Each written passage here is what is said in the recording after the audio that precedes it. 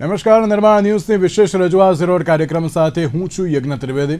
દર્શક મિત્રો, આજે ઝીરોડ કાર્યક્રમમાં ચર્ચા વિચારણા કરવાની છે એક મહત્વપૂર્ણ મુદ્દાને લઈને. અત્યાર સુધી શેર માર્કેટની સિચ્યુએશન જે અપડાઉન જોવા મળતી હતી અને તેની સાથે સોના ચાંદીના ભાવમાં પણ ક્યાંક વધારો જોવા મળી રહ્યો છે, તો ત્રીજી બાજુ ગ્લોબલ સેન્ટિમેન્ટને કારણે અત્યારે અર્થતંત્ર પણ ડામાડોળની પરિસ્થિતિમાં જોવા મળી રહ્યું છે. એક વાત બહુ સાચી છે કે ના, ક્યાંક શેર માર્કેટ અપડાઉન થતું હોય તો તેના કારણે અર્થતંત્રની સિચ્યુએશન કે પછી જીડીપીમાં અત્યારે તો કોઈ એટલો મોટો જે વધારો ઘટાડો જોવા મળતો નથી.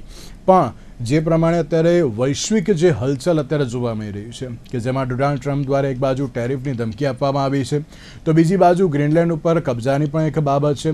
તો તેની સામે અત્યારે તો ચાઇના હોય કે પછી જર્મની હોય કે પછી રશિયા હોય, અત્યારે તો અમેરિકાની સામે લડી લેવાના મૂડમાં પણ અત્યારે જોવા મળી રહ્યા છે.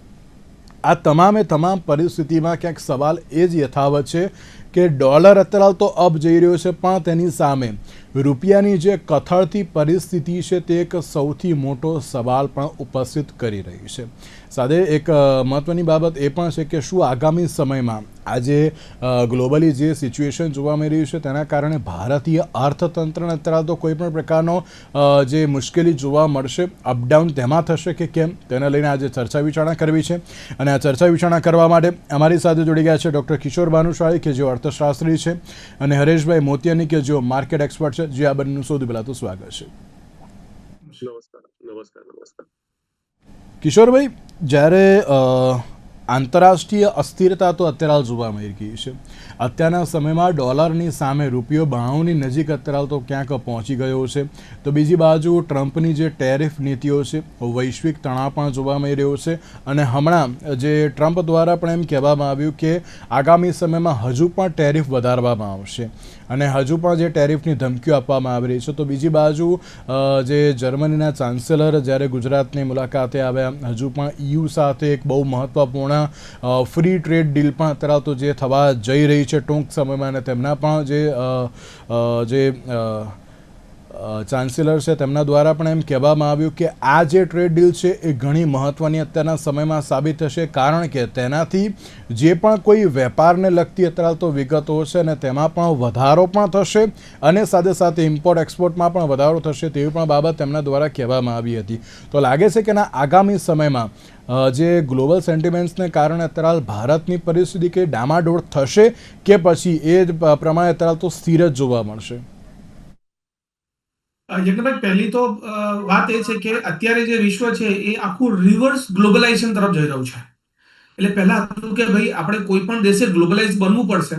હવે એની જગ્યાએ અમેરિકાની નીતિના કારણે મોટા ભાગના દેશો છે એ ગ્લોબલાઇઝેશનની રિવર્સ વેમાં જઈ રહ્યા છે. એનો મતલબ કે દરેક દેશ પોતાની સરહદોને પ્રોટેક્ટ કરવાનું અને આત્મનિર્ભર, જે આપણે ભારતમાં વાત કરતા હતા, એ વિશ્વના દેશો પણ આત્મનિર્ભર કરવાના રેસમાં આગળ વધી ગયા છે. આમાં ખાસ કરીને જે ટ્રમ્પે જે પ્રકારની નીતિ અપનાવી, પછી એ ભારત ઉપર જે 50% ટેરિફ નાખી અને જેના કારણે આપણા અર્થતંત્રમાં બહુ ઇફેક્ટ આવી. ભારતને ટેરિફના અર્થતંત્રની કે ટ્રમ્પના નિર્ણયની એટલી મોટી અસર એટલા માટે નહોતી થઈ કેમ કે ભારત એ ઇન્ટરનલ કન્ઝમ્પશન ડ્રીવન ઇકોનોમી છે. એટલે આપણે એક્સપોર્ટ ઉપર એટલા ડિપેન્ડન્ટ નથી. એટલે આપણે વૈશ્વિક એક્સપોર્ટમાં બી આપણો કદાચ પર્સન્ટેજ હોય તો 2%ની આજુબાજુ આપણું વૈશ્વિક વેપારમાં આપણું યોગદાન છે. એટલે આપણો દેશ છે ઇન્ટરનલ કન્ઝમ્પશન ડ્રીવન ઇકોનોમી છે. એટલે અમેરિકાની જે નીતિ આવી એની અસર આપણા ઉપર એટલી પડી નહીં. પણ સાથે સાથે ભારતે તરત વિચારી લીધું કે હવે અમેરિકા જેવા દેશ ઉપર વેપાર માટે અથવા ઇન્વેસ્ટમેન્ટ માટે નિર્ભર રાખી શકાય એવું નથી. એટલે આપણે પણ અમેરિકા સિવાય બીજા બજારો શોધવાના પ્રયત્ન ચાલુ કર્યા અને એના ભાગરૂપે આપણે ઘણા બધા દેશો સાથે ફ્રી ટ્રેડ એગ્રીમેન્ટ કર્યા છે. એટલે જેથી કરીને જો અમેરિકા ભારતની તરફેણમાં ન આવે અથવા ભારત ઉપર હજુ જે બીજી ટેરિફ નાખવાની વાત કરે છે અને જો એ પ્રકારની ટેરિફ આવે તો ભારતના અર્થતંત્રને માઠી અસર ન પડે એના માટે આપણે બધા આ ફ્રી ટ્રેડ એગ્રીમેન્ટ કર્યા છે. અને ચાન્સેલર સાહેબ સાથે જે આપણે જર્મનીમાં વાત થઈ, જે આપણે અત્યારે વાત કરી રહ્યા છે, એનો એક ભાગ છે. અને સાથે EUના ઘણા બધા દેશો ઉપર આ પ્રકારની આપણે ટેરિફ અથવા ફ્રી ટ્રેડ એગ્રીમેન્ટની ઓલરેડી વાત ચાલી રહી છે, જેથી કરીને એક દેશ ઉપર આપણું ડિપેન્ડન્ટ ઘટી છે. બીજો મુદ્દો આવ્યો આપણે પણ કિશોરભાઈ, એક બાબત મારે એક પણ આમાં ઉમેરવી છે કે વર્લ્ડ હેલ્થ ઓર્ગેનાઇઝેશનને જે અત્યારે તો અમેરિકાએ જે છોડ્યું છે WHO જે 2380 કરોડ અત્યારે તો બાકી છે, અમેરિકાએ એવું પણ કહી દીધું છે કે ચૂકવીશું નહીં, જરૂરિયાત કરતાં વધુ અત્યાર સુધી અમે લોકો આપી ચૂક્યા છે. ત્યારે એક જે છેડો ફાળવો અને જે પ્રમાણેનું અત્યારે તો બિઝનેસ લાવવા માટે, એટલે અમેરિકામાં બિઝનેસ લાવવા માટે જે પ્રમાણેનું એક વલણ અત્યારે જોવા મળી રહ્યું છે કે તમે બધું બંધ કરો, માત્ર અમેરિકા ઉપર ફોકસ કરો, તેવી જે બાબત જોવા મળી રહી છે કે જેના કારણે અન્ય દેશોએ પણ એમ કહ્યું છે કે આ એ બિઝનેસ કરવાની પોલિસી નથી. આના કારણે અત્યારે તો જે પણ કોઈ ઇકોનોમી અત્યારે તો જે સ્ટેબલ થવાની હશે વર્લ્ડ લેવલની, અને તેમાં પણ હજુ પણ ક્યાંક અપડાઉન આ જ પ્રમાણેના વલણથી આવશે. એટલે કે ટ્રમ્પે અત્યારે તો વલણ બદલવું પડશે, જો એ નહીં બદલે તો તેના કારણે હજુ પણ ક્યાંક પરિસ્થિતિ વિકટ થશે તેવી પણ બાબત કહી છે. પણ યજ્ઞભાઈ, એ વિકટ પરિસ્થિતિ બીજા દેશોમાં થશે એના કરતા વધારે વિકટ પરિસ્થિતિ અમેરિકા પોતાના માટે ઊભી થઈ છે. એટલે આ ખરેખર આખું માહોલ તમે જોવા જાવ તો શું થયું, તો એક વિશ્વના એક દાદા, વિશ્વના ભાઈ કે જેને ગણીએ મોટા ભાઈ તરીકે અમેરિકાને વિશ્વએ સ્વીકારેલું હતું, અને અમેરિકાનું ડોલર એટલે ગ્લોબલ કરન્સી, અને વૈશ્વિકનો આખો દેશનો, આખા વિશ્વનો દાદા એટલે અમેરિકા. હવે જે રીતે રશિયા યુક્રેનમાં કર્યું, અને યુક્રેન જેવા દેશે અને રશિયાએ અમેરિકાની માની નહીં, ઇન્ડિયા પાકિસ્તાનની સુલા એટલે આપણી જે વોર હતી, વોરને રોકવાનું એણે કીધું કે જે કર્યું, પણ એ વિશ્વ સ્વીકારવા માટે તૈયાર થયું નહીં. એટલે ઘણા બધા દેશોને એ અમેરિકાની જે સુપ્રીમસી હતી મિલિટરી પાવરની, એને લોકો સ્વીકારવા તૈયાર થયા નહીં. ત્યાં કોરિયા પોતાના ન્યુક્લિયર વેપન કામ કરે છે, ઈરાને પોતાના ન્યુક્લિયર વેપન પણ કામ કરી દીધું. એટલે ક્યાંક ને ક્યાંક એવું થતું હતું કે અમેરિકાની જે ગ્લોબલ લીડરની જે છાપ હતી એ તૂટતી હતી. ઓકે, હવે અમેરિકાનો પ્રયત્ન એવો હતો કે મારે એ છાપ પાછી જોઈએ છે અને અમારે વિશ્વના નેતા તો બનવું છે. હવે વિશ્વના નેતા બનવા માટે એણે આ પ્રયત્ન કર્યો, અને સાથે સાથે એવું હતું કે વિશ્વના જે રિસોર્સિસ છે, વિશ્વના જે સંસાધનો છે, એના પર અમેરિકાને કબજો જોઈએ છે. હવે આપણે વેનેઝુએલાનું જે બી અમેરિકાએ જે તે વખતે દાખલો આપ્યો કે ભાઈ વેનેઝુએલા પ્રેસિડેન્ટને આપણે ઉપાડીને કેમ લાવ્યા હતા, તો કે ભાઈ એણે ડ્રગ કારોબારમાં એનું સંકળામણ છે એટલે અમે ઉપાડીને લાવ્યા. અને પછી ચોખવટ થઈ કે એ મુદ્દો નહોતો, ખરેખર વેનેઝુએલા જે ઓઇલમાં ક્રૂડ ઓઇલનો સૌથી મોટો ભંડાર છે એના પર અમેરિકાની નજર હતી, એના માટે આ કામ કર્યું. વળે એ જ રીતે અત્યારે જો ગ્રીનલેન્ડની વાત કરો છો તો અમેરિકા મોટા ભાગે એને શું કીધું કે અમે જો ચાઇના અથવા રશિયા એ ગ્રીનલેન્ડમાં આવે છે તો અમારા માટે, અમારી સ્વાયત્તતા માટે ખતરો છે, એટલે અમને ગ્રીનલેન્ડ જોઈએ છે. અને ખરેખર એવું છે કે ગ્રીનલેન્ડ પાસે જે રેર અર્થ મેટર પડ્યા છે, ઓકે, જેના માટે અમેરિકા ચાઇના પર ડિપેન્ડન્ટ હતું, એ જો અમેરિકા પાસે આવી જાય તો અમેરિકાની ચાઇના પરની ડિપેન્ડન્સી ઘટે. એ રેર અર્થ માટે એને ગ્રીનલેન્ડને કબજો કરવાની વાત કરે છે. એટલે કહેવાનું અલગ છે, કરવાનું અલગ છે. અને ભારત સરકારે બહુ વ્યવસ્થિત પગલું ભર્યું છે કે આ બદલાતી પરિસ્થિતિમાં કોઈ પણ એક દેશ ઉપર તમે નિર્ભર રહી શકો નહીં. અને એક સ્ટેપ આગળ ગયા, આજે ગ્રીનલેન્ડના મુદ્દે અમેરિકાએ કીધું ભાઈ તમે અમારી ફેવરમાં છો તો છો અમારી સાથે, નહીં તો અમે ફરી તમારા પર ટેરિફ લગાડીશું. એટલે એક, તમે એક કન્ટ્રી સાથે વેપાર નથી કરવા દેતા, બીજું તમે ઈચ્છો છો કે આખી દુનિયા તમારી સાથે આવે. હવે આ પ્રકારનું વલણ જો એ અમેરિકા જેવો દેશ અપનાવે તો બીજા દેશો ઇન્ક્લુડિંગ ભારત, એ લોકોએ પોતાની વૈકલ્પિક વ્યવસ્થા તો કરવાની ને. એટલે આ વૈકલ્પિક વ્યવસ્થાની વાત છે. અને એના કારણે જો જીડીપી, ભારતના જીડીપીમાં બહુ અત્યારે જે આંકડા આવ્યા, છેલ્લા આંકડા જે મળ્યા, એમાં જીડીપીમાં કઈ આપણી મોટી ઇફેક્ટ આવી નથી. ઓકે, રોજગારીમાં પણ આપણે બહુ મોટી ઇફેક્ટ, હજુ જેટલી ઇફેક્ટ આપણે ધારી હતી ટ્રમ્પના નિર્ણયોની એટલી ઇફેક્ટ આવી નથી. અને ભારતના અગેન્સ્ટમાં પણ નિર્ણય જે ટ્રમ્પ લે છે ઘડી ઘડી ફેરવીને તોડવે છે.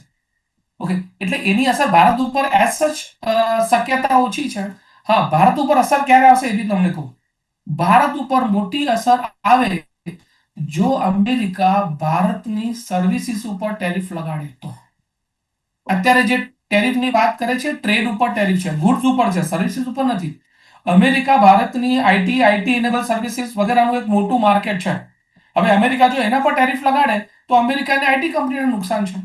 એટલે ત્યાં એ કશું કરી શકવાનું નથી. ફાર્મા જેવી સેક્ટર છે જેમાં ભારત પર અમેરિકાની ડિપેન્ડન્સ છે, તો ત્યાં એ કશું નથી કરવા.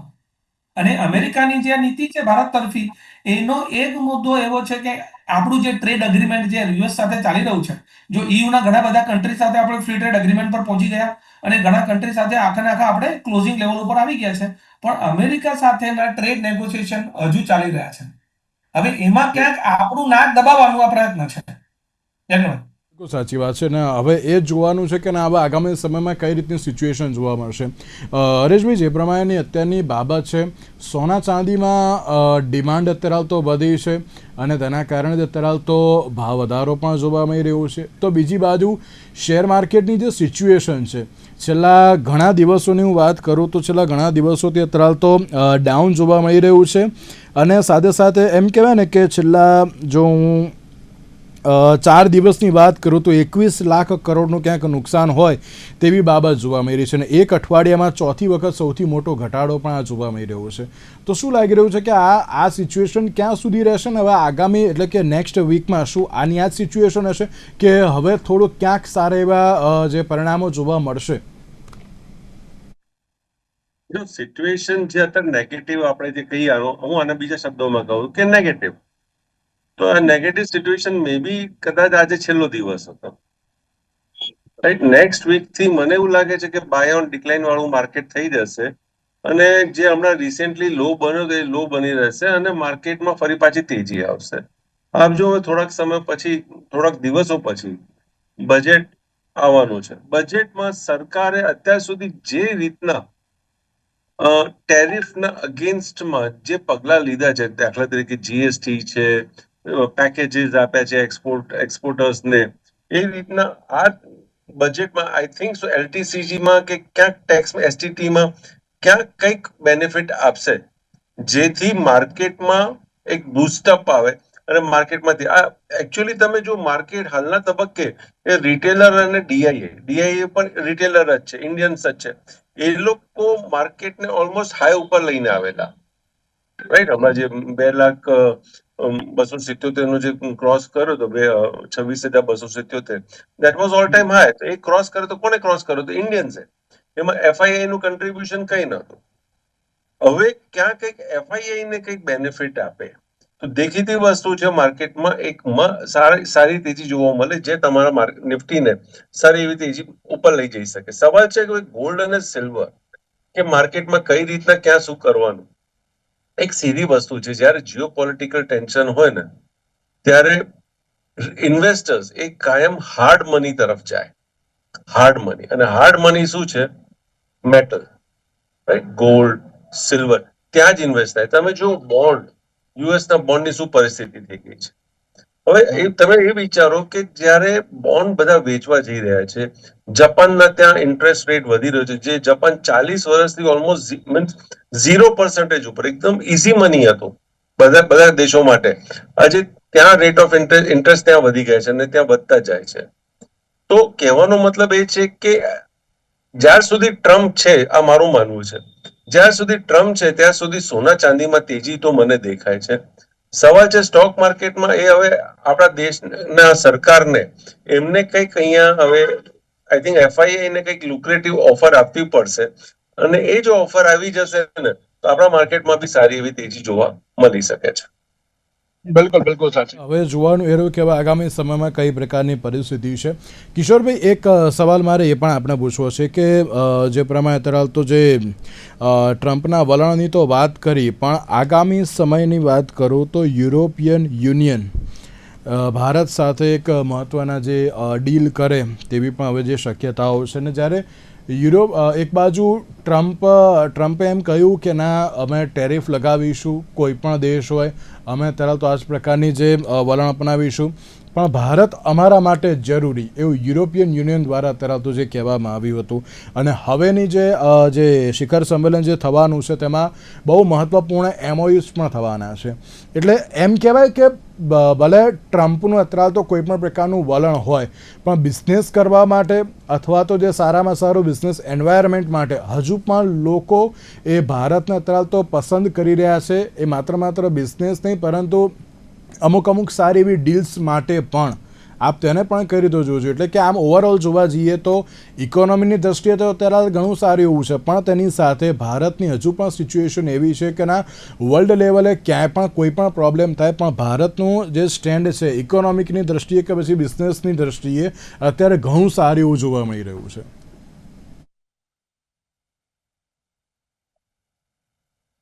ની સામે હરેશ સરે કીધું એવી રીતે જે ગોલ્ડની આપણે જે વાત કરી રહ્યા છે, ઓકે, હવે વિશ્વમાં જ્યારે અનસર્ટેનિટી આવી કે ટ્રમ્પ શું કરશે અને ડોલરનું શું થશે, અમેરિકાનું શું થશે, એક તો અમેરિકા ક્રાઇસિસ છે અને કદાચ ટૂંકા ગાળામાં જો આ જ પરિસ્થિતિ રહી તો 2008ના જે અમેરિકાના ક્રાઇસિસ આવ્યા હતા એવા જ ક્રાઇસિસની ફરી શક્યતા પણ દેખાઈ રહી છે. ખાલી રાહ જોવાઈ રહી છે એઆઈ જે બબલ છે, એઆઈ જે બબલ આખું બનેલું છે, એટલે એ પરિસ્થિતિ છે. ચાઇના ઇન્ટરનલ ઇકોનોમી, એ લોકોની સિચ્યુએશન બહુ સારી નથી, ગ્રોથ રેટના આંકડા એ લોકોના સારા આવ્યા નથી, એટલે વિશ્વના મોટા ભાગના દેશો પોતાની જે ફોરેન એક્સચેન્જ રિઝર્વ છે એને ગોલ્ડમાં કન્વર્ટ કરી રહ્યા છે. અને વૈશ્વિક સ્તરે વિશ્વની જે બેંકો છે, સેન્ટ્રલ બેંકો છે દેશની વિદેશોની, એ ઇન્ક્લુડિંગ આરબીઆઈ, બધી બેંકોએ પોતાની જે ફોરેન એક્સચેન્જ રિઝર્વ હતી એને ગોલ્ડમાં કન્વર્ટ કરી રહ્યા છે, એટલે ગોલ્ડની ડિમાન્ડ વધી રહી છે. એના કારણે ગ્લોબલ લેવલ ઉપર ગોલ્ડની પ્રાઇસ વધી રહી છે. એટલે આ એક વાત થઈ.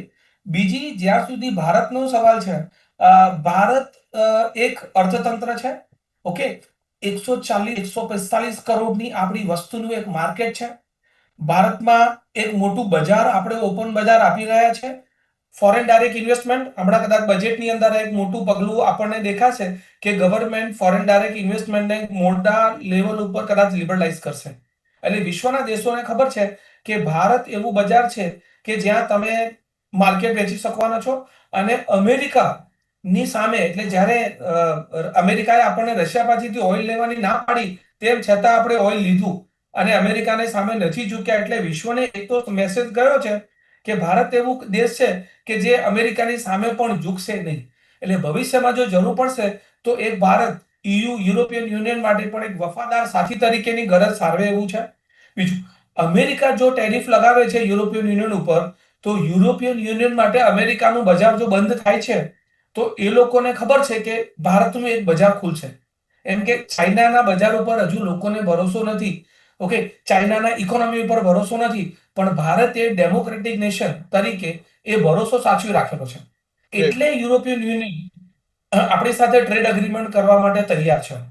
અને જે રૂપિયાની જે અત્યારે હાલની કન્ડિશન છે કિશોરભાઈ, તેને પણ આપ કઈ રીતે જોઈ રહ્યા છો? કારણ કે હજુ દિવસે ને દિવસે નબળો થઈ રહ્યો છે. એ પણ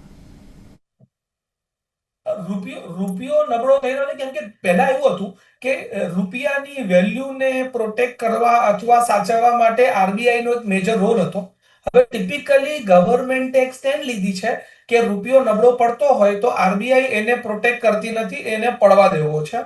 એનું એક કારણ એવું છે કે જો તમારી કરન્સી નબળી પડે, રૂપિયો સસ્તો પડે, તો એની સીધી અસર તમારા એક્સપોર્ટ ઉપર થાય છે. એટલે એક તરફ જ્યારે ટેરિફ લગાવવાથી આપણી વસ્તુઓ વિશ્વ બજારમાં મોંઘી પડે છે, એ બાજુ એની બીજી બાજુ રૂપિયો નબળો પડવાથી આપણી ચીજ વસ્તુઓ વિશ્વના બજાર માટે સસ્તી પડે છે, જેથી કરીને આપણી એક્સપોર્ટ વધી શકે એમ છે. એના કારણે ગવર્મેન્ટ રૂપિયાને, જે આરબીઆઈ જે ડોલર વેચીને રૂપિયાની વેલ્યુ ઇમ્પ્રુવ કરવી પડે, એ અત્યારે આરબીઆઈ નથી કરી રહ્યું. અને બીજું, નબળો પડવાનું એક કારણ બીજું એ પણ છે કે ફોરેન ડાયરેક્ટ ઇન્વેસ્ટમેન્ટ વિશ્વના દેશોમાં જ્યાં વ્યાજના દરો, પછી સરે કીધું એવી રીતે જાપાનમાં વધ્યા કે અમેરિકામાં જે રેટ ઓફ ઇન્ટરેસ્ટ વધ્યા, એટલે એ પૈસો એ દેશોમાં ગયો છે. એટલે ફોરેન ડાયરેક્ટ ઇન્વેસ્ટમેન્ટ પણ ઘણું બધું ઇન્ડિયામાં બહાર જઈ રહ્યું છે. ફોરેન, બીજું અમેરિકા જેવી ટેરિફના કારણે ક્યાંક ને ક્યાંક આપણા ફોરેન ટ્રેડને અસર થઈ રહી છે, આપણા એક્સપોર્ટ ઘટી રહ્યા છે. હવે જ્યારે તમારી પાસે ડોલરનો ઇન્ફ્લો ઘટી જાય અને ડોલરનો આઉટફ્લો વધી જાય તો એઝ સચ એ ડોલરની કિંમત વધવાની છે અને તમારો રૂપિયો નબળો પડવાનો છે. પણ એ નબળો પડવાથી ક્યાંક અંશે ભારતને ફાયદો થઈ રહ્યો છે અત્યારની પરિસ્થિતિમાં, એટલે સરકાર એને ચાલુ રાખી રહી છે. હરેશભાઈ, એક બહુ મહત્વનો સવાલ એ પણ કે એમ કહેવામાં આવતું હોય છે કે એફઆઈઆઈસ એ ઇન્વેસ્ટ ક્યાંક 10 વર્ષ પૂરતું કરતા હોય છે કે અમુક વર્ષ પૂરતું મર્યાદિત જોવા મળતું હોય છે. અત્યારે જે પ્રમાણે વેચવાવાળી અત્યારે જોવા મળી છે કે એફઆઈઆઈસ ઘણું બધું જે વેચાણ પણ કરી રહી છે, તો લાગે છે કે ના હવે ક્યાંક ખરીદારીનો માહોલ જોવા મળશે તેમ? શક્યતા લાગે છે. એનું કારણ છે કે ઓલમોસ્ટ 93% શોર્ટમાં છે, એટલે 7% જ લોંગમાં છે. અને આ આઈ થિંક પહેલી વખત એવું થયું છે કે આટલા સારા સમયથી એફઆઈઆઈ બિલો 10% એ લોંગમાં છે. એટલે સ્વાભાવિક વાત છે કંઈક તો પોઝિટિવ આવશે બજેટમાં, અને ત્યાં FII will convert themselves from the seller to the buyer. એ થશે, એમાં કોઈ ના નથી. પણ આટલું બધું વેચવા વાળી પણ કયા કારણોસર? સોરી, આટલી બધી વેચવાવાળી કયા કારણોસર? જો વેચવાલી સીધી વસ્તુ છે. એક તો પહેલા જે બજેટમાં જે રીતના ટેક્સ લગાવવામાં આવેલું છે, long term capital gain tax, એ એફઆઈઆઈ ને નથી ગમ્યું. હવે તમે જુઓ તો જે ઇન્વેસ્ટમેન્ટ ડોલરમાં આવેલું, એ લોકો જયારે આવેલા ત્યારે આઈ થિંક રૂપિયો was 48, 64 something of that sort. આજે એ લોકો જયારે વેચવા જાય છે અહીંયા, તો જયારે એ લોકોને ડોલર જોઈતું હોય છે તો ત્યારે ઇટ ઇઝ 92. તો ઓવરઓલ તમે પ્રોફિટ જોશો તો they are not in profit. એ લોકોને બીજા દેશમાં રિટર્ન વધારે મળે છે. આપણા ત્યાં માર્કેટ ઓલરેડી ઓવર વેલ્યુ થઈ ચૂકેલો હતો. તો ઘણા બધા રીઝન્સ છે. રીઝન ડિસ્કસ કરીશું તો બીજા અડધો કલાક તમારો નીકળી જશે. પણ કહેવાનો મતલબ છે કે મેઇન જે રીઝન હતું that was the taxing on the FII. હવે એ વસ્તુમાં ક્યાંક ઢીલ આવે તો સ્વાભાવિક વસ્તુ છે, એફઆઈઆઈ ફરી પાછી આવી જશે. તમે જો India is a developing country, progressing country. ક્યાં એક સમયમાં 15 નંબર ને 20 નંબર ને કયા નંબર ઉપર હતું, today we are on the 4th number. એક પોલિટિકલ સ્ટેબિલિટી છે આપણા ત્યાં. અને આપણા ત્યાં જે ગવર્મેન્ટ છે ને, વર્કિંગ હાર્ડ. એ લોકો પ્રોગ્રેસિવ છે. વોરમાં કે ન્યુસન્સમાં એ લોકોને વિશ્વાસ, એ લોકો નથી માનતા. તમે જો પાકિસ્તાનમાં જે બનાવ બન્યો કે બાંગ્લાદેશમાં જે બનાવ બન્યો, એકદમ શાંતિથી એ લોકોએ મોડું બંધ રાખીને અને એક્શન્સ ના લઈને બધું કર્યું છે. આજે શું બાંગ્લાદેશ સાથે વોર ના કરી શકત આપણો ભારત દેશ? કરી શકતો. પણ જો એ કરવા જાય તો તમે તમારી ઇકોનોમીમાં પાછળ જતા રહો. તો we means the Indian government, instead of fighting, they try to settle it amicably. કે ભાઈ ના, આપણે ઇકોનોમીને બેકફૂટ ઉપર નથી કરવું. આજે તમે જો તો તુર્કી સાથે પણ જવાબ આપી દીધો, બાંગ્લાદેશને બી જવાબ આપી દીધો, તુર્કીને બી જવાબ. કેટલો પોલાઇટ વેમાં બધાને જવાબ આપવામાં આવે છે. આપણી ઇકોનોમિક ગ્રોથ સાથે આપણને કઈ નુકસાન થતું નથી. પણ એફઆઈઆઈ વિલ કમ બેક. આ તો હાલના તબક્કે થોડું કઈ ચાલી રહ્યું છે, એટલે થોડું ડાયસી છે સિચ્યુએશન. એટલે but I think so after budget or maybe next week onwards we may see some buying.